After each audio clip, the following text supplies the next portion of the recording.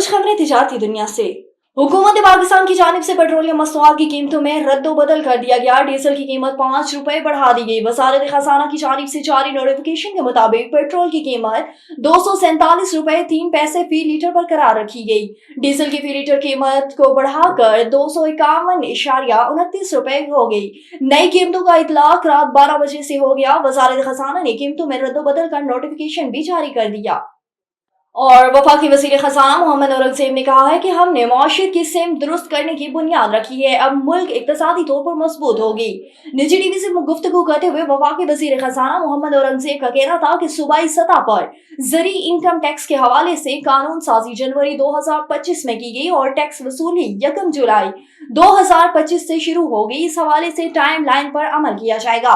उन्होंने मजीद कहा कि कोशिश करेंगे कि छोटे किसानों को टैक्स छूट दें और ज़राइत वफाकी नहीं सूबाई शोबा है।